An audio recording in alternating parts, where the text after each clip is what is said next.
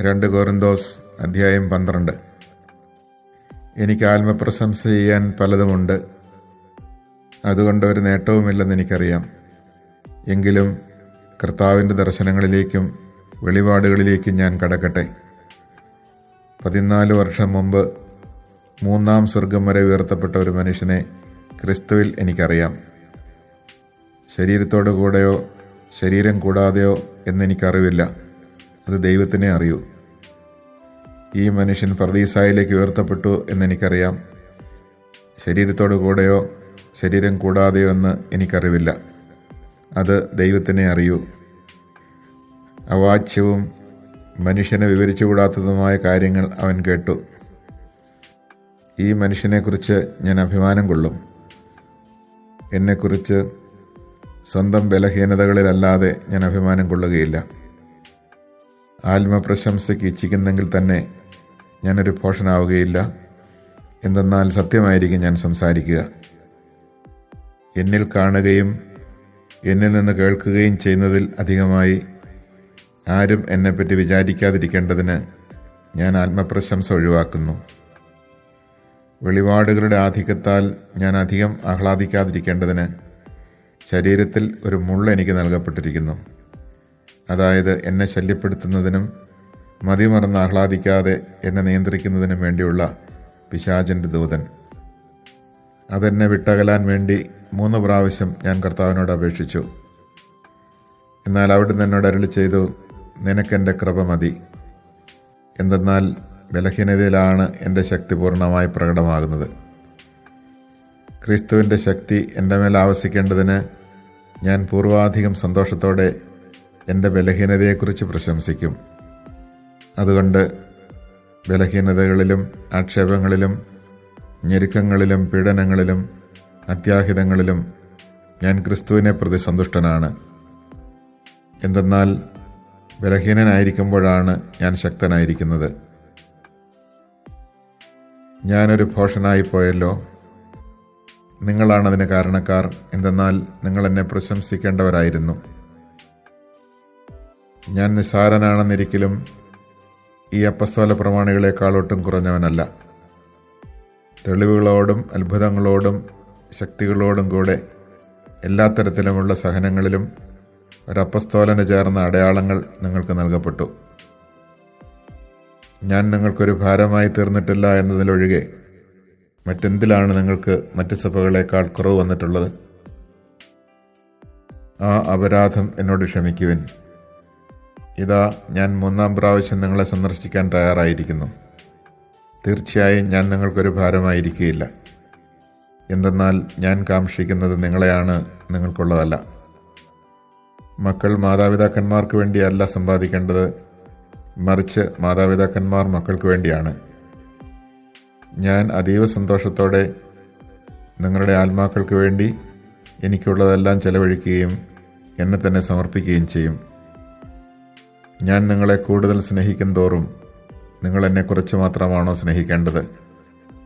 ഞാൻ നിങ്ങളെ ബുദ്ധിമുട്ടിച്ചിട്ടില്ല എന്ന് നിങ്ങൾ സമ്മതിക്കുമെങ്കിലും നിങ്ങളെ കബളിപ്പിച്ച് സൂത്രത്തിൽ വശപ്പെടുത്തുകയായിരുന്നുവെന്ന് നിങ്ങൾ പറയുന്നു. ഞാൻ നിങ്ങളുടെ അടുത്തേക്ക് അയച്ച ആരെങ്കിലും വഴി ഞാൻ നിങ്ങളെ കബളിപ്പിച്ചിട്ടുണ്ടോ? തീത്തോസ് പോകണമെന്ന് ഞാൻ നിർബന്ധിച്ചു. അവൻ്റെ കൂടെ ആ സഹോദരനെയും അയച്ചു. തീത്തോസ് നിങ്ങളെ കബളിപ്പിച്ചില്ലല്ലോ. ഒരേ ആത്മാവിലല്ലേ ഞങ്ങൾ പ്രവർത്തിച്ചത്? ഒരേ പാതയിലല്ലേ ഞങ്ങൾ നടന്നത്? ഞങ്ങൾ നിങ്ങളുടെ മുമ്പിൽ ഞങ്ങളെ തന്നെ ന്യായീകരിക്കുകയായിരുന്നു എന്നാണോ ഇത്രയും കാലം നിങ്ങൾ വിചാരിച്ചിരുന്നത്? പ്രിയപ്പെട്ടവരെ, ഞങ്ങൾ യഥാർത്ഥത്തിൽ നിങ്ങളുടെ അഭ്യുന്നതിക്ക് വേണ്ടി ദൈവസമക്ഷം സമസ്തവും ക്രിസ്തുവിലാണ് പ്രസംഗിച്ചിരുന്നത്.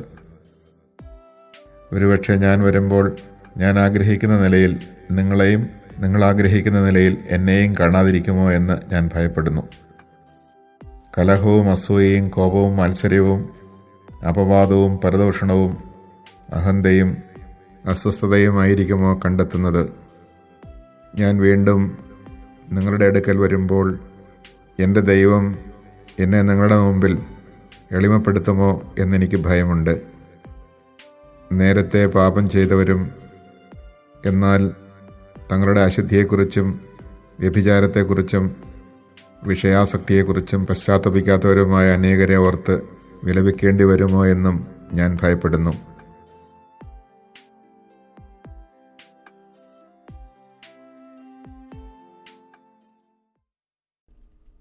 Chapter 12. I must boast, not that it is profitable, but I will go on to visions and revelations of the Lord.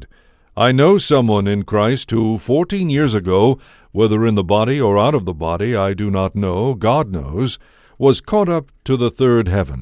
And I know that this person, whether in the body or out of the body, I do not know, God knows, was caught up into paradise, and heard ineffable things which no one may utter.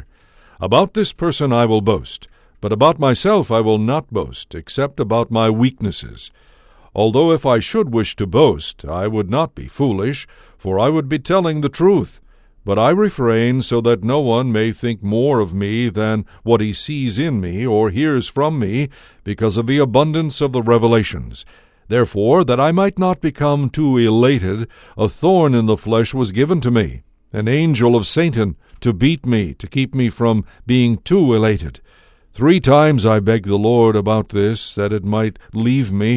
But he said to me, My grace is sufficient for you, for power is made perfect in weakness. I will rather boast most gladly of my weaknesses, in order that the power of Christ may dwell with me. Therefore I am content with weaknesses, insults, hardships, persecutions, and constraints for the sake of Christ. For when I am weak, then I am strong. I have been foolish. You compelled me, for I ought to have been commended by you. For I am in no way inferior to these super-apostles, even though I am nothing. The signs of an apostle were performed among you with all endurance, signs and wonders and mighty deeds. In what way were you less privileged than the rest of the churches, except that on my part I did not burden you? Forgive me this wrong. Now I am ready to come to you this 3rd time, and I will not be a burden, for I want not what is yours, but you. Children ought not to save for their parents, but parents for their children. I will most gladly spend and be utterly spent for your sakes. If I love you more, am I to be loved less? But granted that I myself did not burden you, yet I was crafty, and got the better of you by deceit. Did I take advantage of you through any of those I sent to you? I urged Titus to go, and sent a brother with him. Did Titus take advantage of you? Did we not walk in the same spirit, and in the same steps? Have you been thinking all along that we are defending ourselves before you? In the sight of God we are speaking in Christ, and all for building you up, beloved. For I fear that when I come I may find you not such as I wish, and that you may find me not as you wish, that there may be rivalry, jealousy, fury, selfishness, slander, gossip, conceit, and disorder.